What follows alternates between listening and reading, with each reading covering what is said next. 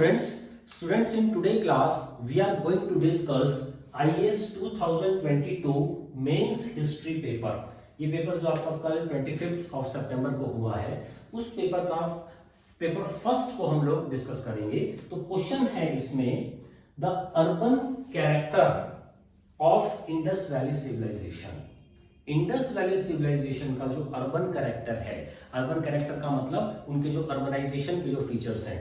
Indus valley civilisation was an urban civilisation, it was not a rural civilisation. Urban civilisation का मतलब उनके पास एक proper script थी, उनका ग्रिड सिस्टम वो फॉलो करते थे, roads used to cut at right angles, sanitation उनके पास प्रॉपर था, ट्रेड था, कॉमर्स था, और उनका एक आर्ट भी उन्होंने प्रॉपरली डेवलप किया हुआ था। तो उनके पास वो सारे फीचर्स थे जो रिक्वायर्ड होते हैं एक अर्बन सिविलाइजेशन के अंदर। तो फर्स्ट पार्ट जो था, urban character of Indus valley civilisation was a result of neither of any outside influence. तो इंडस वैली सिविलाइजेशन ने जो अर्बनाइज फीचर्स, अर्बनाइजेशन अचीव किया, उसके ऊपर कोई आउटर इन्फ्लुएंस नहीं था। मतलब उन्होंने जो अर्बनाइजेशन अचीव की वो अपने ही सेल्फ एफर्ट से की, उनके ऊपर किसी का बाहर का इन्फ्लुएंस नहीं था। बाहर के इन्फ्लुएंस से यहाँ पर मतलब हमारा मेसोपोटामियन सिविलाइजेशन से है। तो मेसोपोटामियन सिविलाइजेशन के इन्फ्लुएंस के बिना उन्होंने इंडस वैली सिविलाइजेशन ने अर्बनाइजेशन को अचीव किया। That is the second part of the question. Third part में, और जो उन्होंने अर्बनाइजेशन अचीव किया, that was not suddenly achieved. वो एकदम अचानक से भी उन्होंने अचीव नहीं किया। अगर अचानक से उन्होंने उसको अचीव नहीं किया, तो उन्होंने कैसे उसको अचीव किया है? By the gradual evolution. और वो ग्रेजुअल इवोल्यूशन का मतलब time by time, step by step, time लगा उनको, ग्रेजुअल इवोल्यूशन हुआ, और फिर वो जो थे उन्होंने एक प्रॉपर अर्बन कैरेक्टर को एक्सेप्ट किया, अडॉप्ट किया है। और इसके पीछे सोशियो इकोनॉमिक फैक्टर्स का क्या रोल था? तो ये हमारा क्वेश्चन है। मतलब ये था कि इंडस वैली सिविलाइजेशन ने जो अर्बनाइजेशन फीचर्स को अचीव किया, एक अर्बन सिविलाइजेशन बनी, उस सिविलाइजेशन के ऊपर ना तो किसी बाहर का इन्फ्लुएंस है, बाहर के किसी कल्चर का इन्फ्लुएंस है, और ना ही ये अर्बनाइजेशन उन्होंने ऑल ऑफ सडन अचीव की। ये उन्होंने ग्रेजुअली अचीव की है, time with the passage of time achieve की है, डिफरेंट स्टेजेस को क्रॉस कर अचीव की है। और इसको अचीव करने में इंडस वैली के सोशल इकोनॉमिक फैक्टर्स जो थे, they played an important role. ये हमारा क्वेश्चन है और इसके ऊपर हमें कमेंट करना है, और ये 20 मार्क्स का क्वेश्चन है। देखिए स्टूडेंट्स, जब हम बात करते हैं अर्बन कैरेक्टर्स की, तो अर्बन कैरेक्टर्स की जब हम बात कर रहे हैं यहाँ पर, तो इसका मतलब है अर्बनाइजेशन का मतलब कि उनके पास राइटिंग स्किल्स थी, they had a proper script थी उनके पास, they followed the grid system, sanitation उनका प्रॉपर होता था, हर घर के अंदर उनके ड्रेन्स होते थे, और वो ड्रेन्स जो थे स्ट्रीट के ड्रेन्स होते थे, घर के बाहर जो स्ट्रीट्स के ड्रेन्स होते थे उसमें मर्ज करते थे, और स्ट्रीट ड्रेन्स मेन ड्रेन में मर्ज कर जाते थे। उनके पास एक प्रॉपर टाउन प्लानिंग थी। इवन जो उनका ब्रिक्स का जो साइज था वो भी 4:2:1 की रेशियो में होता था, और जो उनके जो घर बने होते थे प्रॉपर प्लान के ऊपर बने होते थे। Proper plan in the centre courtyard होता था, surrounded by the rooms. Proper trade करते थे वो लोग, एक्सटर्नल ट्रेड होता था मेसोपोटामिया के साथ पर्टिकुलरली, और इंटरनल ट्रेड भी होता था, जैसे कि खेतरी माइंस से वो लोग कॉपर लेते थे राजस्थान से। प्रॉपरली उनका जो उन्होंने एक आर्ट जो था, जैसे डांसिंग गर्ल का जो हमें स्टैचू मिला है, लॉस्ट वैक्स टेक्निक का बना हुआ है, मोहनजोदाड़ो से मिला है। उसके साथ ग्रेट बाथ में उन्होंने वो बिटुमन यूज करते थे, जिससे कि वाटर प्रूफिंग होती थी। तो ये सब जो फीचर्स हैं, ये किसी रूरल सिविलाइजेशन के फीचर्स नहीं है, ये प्रॉपर वेल एडवांस्ड और डेवलप्ड अर्बन सिविलाइजेशन के फीचर्स हैं जो इंडस वैली सिविलाइजेशन में थे। That's why Indus Valley civilization was one of the best civilization of the world, including the Mesopotamian civilization, Egyptian civilization and Chinese civilization also. और इसका area इतना बड़ा था कि 1.3 मिलियन स्क्वायर किलोमीटर का इसने एरिया कवर किया था। तो इसका मतलब जो फीचर्स हमने डिस्कस किए, इसका मतलब ये वाला पार्ट हमारा कि अर्बन कैरेक्टर्स जो थे इंडस वैली सिविलाइजेशन में डेफिनेटली थे, और वो आए कहां से? क्वेश्चन के अकॉर्डिंग वो बाहर से नहीं आए। बाहर से मतलब मेसोपोटामियन या सुमेरियन सिविलाइजेशन का उनके ऊपर इन्फ्लुएंस नहीं था। वो कैसे बोल सकते हैं हम क्यों इन्फ्लुएंस नहीं था? क्योंकि मेसोपोटामियन सिस्टम के जो पीपल थे वो ग्रिड सिस्टम फॉलो नहीं करते थे, ना वो ग्रिड सिस्टम फॉलो करते थे, और उनकी जो सील्स थी वो सिलेंड्रिकल फॉर्म में थी। हमारे यहाँ जो इंडस वैली सिविलाइजेशन की जो सील्स थी वो स्क्वायर और रेक्टेंगुलर फॉर्म में थी। तो उनकी सील्स से हमारा डिफरेंट था। उनका ग्रिड, वो हम लोग ग्रिड सिस्टम फॉलो करते थे, वो हैब्जार्ड सिस्टम फॉलो करते थे। हमारी जो स्क्रिप्ट है और उनकी जो स्क्रिप्ट थी उसमें भी डिफरेंस है। अगर इन तीन चीजों का हम डिफरेंस देखते हैं तो इसका मतलब कहीं ना कहीं उनका इन्फ्लुएंस हमारी इंडस वैली सिविलाइजेशन की जो अर्बनाइजेशन फीचर्स हैं उनके ऊपर नहीं था। अगर होता तो उनकी स्क्रिप्ट, उनका ग्रिड पैटर्न और उनकी सील्स भी हमसे मिलनी चाहिए थी, जो कि नहीं मिलती हैं। यही हमारा सेकंड पार्ट है कि इंडस वैली सिविलाइजेशन ने जो अपने अर्बनाइज्ड फीचर्स अचीव किए वो उन्होंने अपने खुद के बल पर अचीव किए, बाहर की सिविलाइजेशन का उनके ऊपर इफेक्ट नहीं था। थर्ड में हम लोगों को डिस्कस करना है कि ये जो फीचर्स उन्होंने अचीव किए अर्बनाइजेशन के, वो एक दिन में अचीव नहीं हो गए, ऑल ऑफ सडन नहीं हुआ। आप एक एग्जांपल ले लीजिए, जैसे कोई बैगर है, भिखारी आदमी, उसके पास एक टाइम का खाना खाने के भी पैसे नहीं है फॉर एग्जांपल, और लेकिन उसके पास एक लॉटरी का टिकट है, तो रात को उसने नहीं खाना खाया because he had no money, लेकिन अगले दिन उसकी लॉटरी लग जाती है और वो ऑल ऑफ ए सडन एक मिलियनियर बन जाता है। तो ये तो समझ में आता है कि ऑल ऑफ सडन हुआ, रातों रात वो अमीर बन गया। लेकिन इंडस वैली सिविलाइजेशन के जो ये अर्बन कैरेक्टर्स थे, ये उन्होंने रातों रात या ऑल ऑफ सडन अचीव नहीं किए थे। यही हमारा क्वेश्चन यहाँ पर बोल भी रहा है। Neither of any outside influence, ना तो मेसोपोटामिया का इन्फ्लुएंस था और नॉर ए सडन एक्ट, और ना ही वो सडनली हुआ।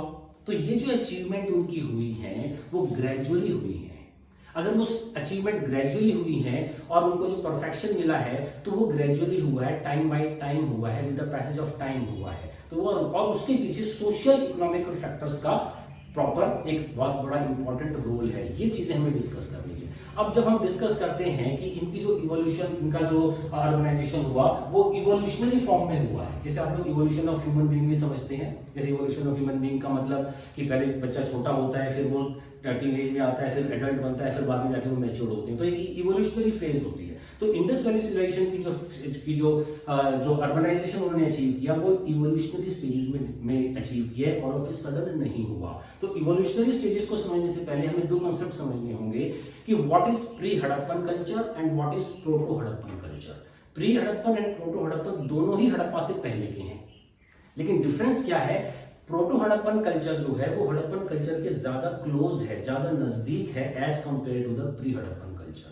जब हम प्री हड़प्पन कल्चर की बात करते हैं तो इसमें हमें बलूचिस्तान के 4 इंपॉर्टेंट कल्चर्स को डिस्कस करना होगा। देखो, बलूचिस्तान के का मतलब हम यहाँ पर देखते हैं कि इंडस वैली सिविलाइजेशन जो थी दैट वाज, उसका बहुत बड़ा एरिया था। जैसे भी मैंने बोला 1.3 मिलियन स्क्वायर किलोमीटर का उसका एरिया था। आलमगीरपुर मेरठ से लेके सुक्का जिंदौर पाकिस्तान ईरान बॉर्डर तक, उसके बाद मांडा जम्मू कश्मीर से गाजियाबाद महाराष्ट्र तक का रीजन, प्लस अफगानिस्तान का रीजन जिसमें पेरेडोगुंडाई, मोगलगुंडाई, यहाँ तक का एरिया उनके पास था। इतने बड़े एरिया के अंदर जो प्रॉपर हड़प्पन सिटीज एमर्ज हुई हैं उसमें मोहनजोदाड़ो, कालीबंगन, लोथल, चालुंगारो, बनवाली, ये इंपॉर्टेंट सिटीज थी जो प्रॉपर अर्बनाइजेशन के फीचर्स को रिफ्लेक्ट करती हैं। लेकिन ये जो प्रॉपर हड़प्पन सिविलाइजेशन की जो फीचर्स हैं, जो 2500 बीसी से 1715 बीसी का जो मैच्योर्ड हड़प्पा का जो पीरियड है, उस मैच्योरिटी को अडॉप्ट करने से पहले उन्होंने प्री हड़प्पन फेजेस भी देखी हैं। तो प्री हड़प्पन फेजेस को जब हम डिस्कस करते हैं तो बलूची कल्चर्स के अंदर, पाकिस्तान के अंदर जो बलूचिस्तान बलूची प्लेन्स हैं, वहां पर एक प्लेस है मेहरागढ़। वहां पर इंडियन सब कॉन्टिनेंट में सबसे पहले एग्रीकल्चर स्टार्ट हुआ। तो मेहरागढ़ से और उसके साथ बलूची कल्चर्स के अंदर कुल्ली, नल, झोब और क्वेटा, ये 4 कल्चर्स हैं। इन कल्चर्स को जब हम स्टडी करते हैं और वहां से जो बिलोंगिंग्स हमें मिली है, जिसमें पोट्री मिली है और पोट्री के ऊपर जो डिजाइन्स बने हुए हैं या पोट्री की शेप की बनी हुई है, उस पोट्री को देखकर, और जो कुली कल्चर्स का जो प्री हड़प्पन कल्चर का जो टाइम पीरियड है वो है 5000 टू 3500 बीसी तक का टाइम है। उसके बाद फिर हड़प्पन कल्चर स्टार्ट हो जाता है। तो हड़प्पन कल्चर के अंदर जो मैच्योरिटी, जो डेवलपमेंट आई है वो कहीं बाहर से नहीं आई, वो प्री हड़प्पन कल्चर के अंदर से, इंडियन सब कॉन्टिनेंट के अंदर से ही आई है। ये हमारे क्वेश्चन की डिमांड है। तो कैसे हम इसको क्लियर करेंगे, कैसे कोरिलेट करेंगे? देखिए, कुली कल्चर से जो हमें पोट्रीज मिली हैं उसमें बीकर्स भी मिले हैं, फ्लास्क मिले हैं, कप्स मिले हैं, लेकिन वो रूडिमेंट्री फेजेस के हैं। उनको देखकर ये लगता है कि इसके अंदर जो प्रॉपर एक परफेक्शन होना चाहिए, प्रॉपर परफेक्शन नहीं था। लेकिन वो एंटिसिपेट करता है कहीं ना कहीं हड़प्पन पोट्रीज को जो हमें बाद में हड़प्पा में मिली है, जिसमें हमें सिमेट्रिकल डिजाइन भी मिले हैं, इंटरसेक्टिंग सर्कल्स भी मिले हैं, और इसमें पैरेलल लाइंस भी बनी है, तो और वो एक परफेक्ट शेप में भी है। तो जो परफेक्ट शेप हमारी हड़प्पन स्टेट्स में आकर मिली पोट्री को, उसकी बिगिनिंग कहीं ना कहीं कुल्ली कल्चर में हो चुकी थी, और कुल्ली कल्चर इंडियन सब कॉन्टिनेंट में ही है। इसका मतलब ये कल्चर वहीं से स्टार्ट हुआ, वहीं पर ग्रो हुआ, और अल्टीमेटली वहीं पर इसने मैच्योरिटी को फॉलो भी किया है, जो कि यहाँ पर हमने लिखा भी है कि हड़प्पन कैरेक्टर जो है वो कहीं आउटसाइड इन्फ्लुएंस उनके ऊपर नहीं था, तो बाहर कहीं था। अब नल कल्चर की बात करें, नल कल्चर में जो पोट्रीज मिली है उसके ऊपर पीपल लीव्स मिली है, और वो पीपल लीव्स हमें बाद में हड़प्पन पोट्रीज में भी मिली है।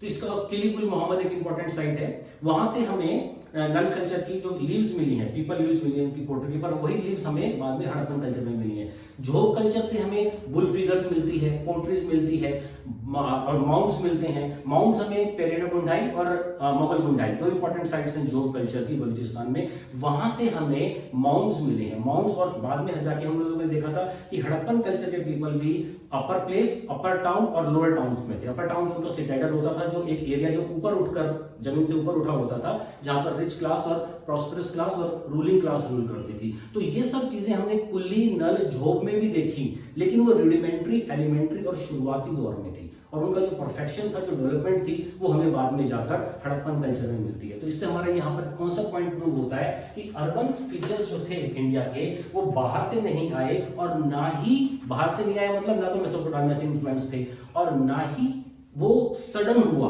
वो लेट हुआ, वो तो पैसेज ऑफ टाइम के साथ हुआ, क्योंकि कुली नल झोप कल्चर का जो टाइम पीरियड है वो 4000 बीसी से स्टार्ट हो जाता है, अप्रॉक्स 4000 बीसी से स्टार्ट होता है, और हड़प्पन कल्चर प्रॉपर जो स्टार्ट हो रहा है वो 2500 बीसी प्लस माइनस से स्टार्ट होता है। तो पहले प्री हड़प्पन कल्चर में चीजें बननी शुरू हुई, और with the passage of time they graduated into the Harappan culture. तो यहां पर हमने देखा कि सडन उनका राइज नहीं हुआ है अर्बनाइज फीचर्स का, बट टाइम बाय टाइम हुआ है। अब लास्ट पॉइंट जो इसमें आता है वो हमें डिस्कस करना है कि सोशियो इकोनॉमिक फैक्टर्स इसके लिए कैसे रिस्पॉन्सिबल थे। देखिए स्टूडेंट्स, जब हम सोशियो इकोनॉमिक फैक्टर्स की बात करते हैं तो इसमें हम ये देखेंगे कि सोसाइटी और इकोनॉमी दोनों साइड बाय साइड चल रही है, हैंड टू हैंड चल रही है, और उसकी वजह से इंडस्ट्रियलाइजेशन की डेवलपमेंट हो रही है, और वहां पर अर्बनाइजेशन हो रहा है। कैसे? देखिए, पहले वहां पर फ्लोरा एंड फौना बहुत प्रॉपर है, इकोलॉजिकल बैलेंस है, बारिश बहुत अच्छी होती है, एलुवियल सॉइल है, और उसकी वजह से सरप्लस प्रोडक्शन हुआ। सरप्लस प्रोडक्शन का मतलब होता है कि अब जो फार्मर्स थे वहां पर जो खेती बाड़ी कर रहे थे, सरप्लस प्रोडक्शन की वजह से उन्होंने ज्यादा खेती बाड़ी करनी शुरू की, और जो रेस्ट ऑफ द पीपल है सोसाइटी के, अब उनको अपने खाने की चिंता नहीं है, क्योंकि वो तो प्रोडक्शन ऑलरेडी लोग कर रहे हैं। तो अब बाकी जो पीपल हैं वो कुछ और जॉब्स करेंगे, और उन जॉब्स के अंदर उनको परफेक्शन मिलता चला जाएगा। That is known as the division of labour. तो डिवीजन ऑफ लेबर जो हुआ because of the surplus production हुआ, सरप्लस प्रोडक्शन हुआ वो इकोनॉमिक फैक्टर हुआ, और जो सोसाइटी के अंदर डिवीजन हो रहा है वो सोशल फैक्टर। तो सोशियो इकोनॉमिक फैक्टर्स जो थे, सोसाइटी के अंदर डिवीजन हुआ, और जिसमें प्रीस्ट्स थे, फिलोसफर्स थे जो फर्स्ट क्लास में आते हैं, सेकंड क्लास में ट्रेडर्स हैं, फार्मर्स हैं, थर्ड क्लास के अंदर लेबर्स थे, सर्वेंट्स थे, फिशरमैन, वॉशरमैन, वीवर्स एक्सेट्रा। तो what we see that the society एक हायरार्चिकल फॉर्म में आ चुकी है, और hierarchical form in the sense that वहां पर हमें सिटाइडल्स मिले हैं, सिटाइडल्स जो अपर क्लास के लोगों के लिए हुआ करते थे, और बाकी जो लोअर टाउन था वो कॉमन पीपल के होता था। तो इसका मतलब rich and upper social society के अंदर डिवीजन हो चुका था। तो ये एक तो डिवीजन ये हमने देखा प्रोफेशनल बेसिस के ऊपर, उसके साथ साथ एक रेशियल डिवीजन भी है जो इंडियन इंडस्ट्रियल सोसाइटी में था, जिसमें मेसोपोटामिया जो था वो एक कॉस्मोपॉलिटन सिटी है माना गया था उसको। कॉस्मोपॉलिटन सिटी मतलब वहां पर डिफरेंट रेसेस के पीपल रहते थे, प्रोटोस्टोलॉइड वाज देयर, मेडिटेरेनियन थे, एल्पाइन थे, मंगोलॉइड्स थे। तो इनके स्केलेटन्स मिले हैं, तो स्केलेटन्स में जो फेशियल बोन्स मिली हैं, थाई बोन्स मिली हैं, चेस्ट बोन्स हैं, हैंड बोन्स हैं, तो उन बोन्स से हम लोगों को पता चला कि वहां पर डिफरेंट रेसेस भी थी, और डिफरेंट रेसेस के पीपल ये मोहनजोदाड़ो से मिले। इसका मतलब सराउंडिंग एरिया से पीपल वहां पर एम्प्लॉयमेंट के लिए आते थे, तो ये इनका एक इकोनॉमिक फैक्टर भी था। तो society was divided, social divisions भी थे और इकोनॉमिक फैक्टर्स भी हम लोगों ने देखे। तो अब ये तो प्री हड़प्पन कल्चर्स हुए, तो प्री हड़प्पन कल्चर्स से कहीं ना कहीं हड़प्पन कल्चर्स निकल कर आया है। जो डेवलपमेंट हुई है उसकी बिगिनिंग प्री हड़प्पन कल्चर्स में हो चुकी थी, लेकिन उसका जो डेवलप और लास्ट फेज जो है वो आपकी हड़प्पन कल्चर्स में आ रही है। इसी के साथ साथ प्रोटो हड़प्पन कल्चर्स भी थे, proto Harappan cultures which are more close to the Harappan culture, जिसमें आमरी, कोटडीजी और कालीबंगन ले लीजिए आप। तो कालीबंगन से हमें प्लांट सिटी मिली, कालीबंगन जो प्लांट सिटी बाकी हड़प्पन साइट्स में थी, फायर अल्टार्स मिले, प्लग्ड फील्ड्स मिली, ग्रिड सिस्टम मिला, फोर्टिफिकेशन मिला, अपर टाउन, लोअर टाउन मिला। तो इन सब बातों से हम लोगों को क्या हमारा कंक्लूजन निकलता है, जो क्वेश्चन था हमारा उसकी डिमांड हमने पूरी की। कैसे कि अर्बन कैरेक्टर्स जो थे इंडस वैली सिविलाइजेशन के, वो यहीं पर इसी सब कॉन्टिनेंट में स्टार्ट हुए।